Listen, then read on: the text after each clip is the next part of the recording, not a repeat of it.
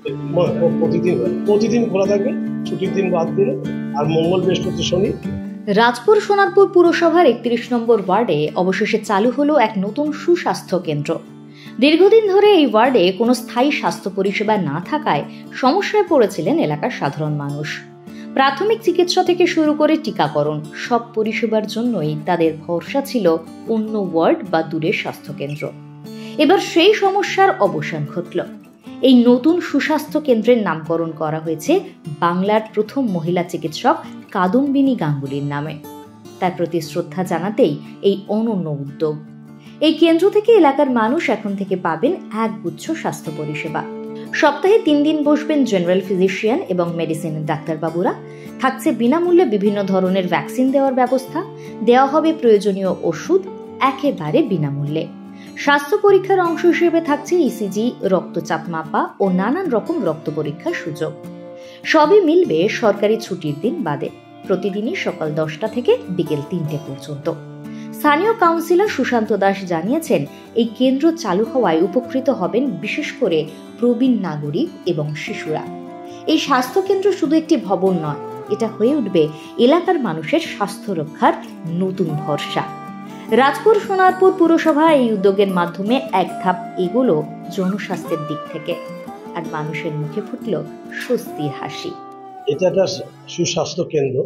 Officially আমরা একটা নাম দিয়েছি কাদম্বিনী গাঙ্গুলি সুস্বাস্থ্য কেন্দ্র। অ্যাকচুয়ালি মহিলা ডাক্তার হিসাবে ভারতবর্ষের প্রথম নাম নিয়েছে। তাই জন্য আমার মনে হয়েছে আমাদের মাননীয় মুখ্যমন্ত্রী, পশ্চিমবঙ্গের প্রথম মুখ্যমন্ত্রী, মহিলা মুখ্যমন্ত্রী, তারপর আমাদের এখানে এমপি হচ্ছে মহিলা, আমাদের এখানে এমএলএ হচ্ছে মহিলা।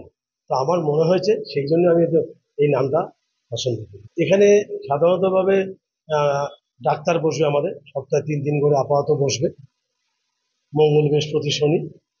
জেনারেল ফিজিশিয়ান বসবে, মেডিসিনও বসবে। এছাড়া আমাদের এখানে ভ্যাকসিন আছে, ওষুধ পাবে। তাছাড়া এখানে টুকটাক টেস্টও হয়ে যাবে, যেগুলো কিডসদের মাধ্যমে হয় সেই টেস্টগুলো হবে। ইসিজি সপ্তাহে 1 দিন করে এখানে ইসিজি হবে।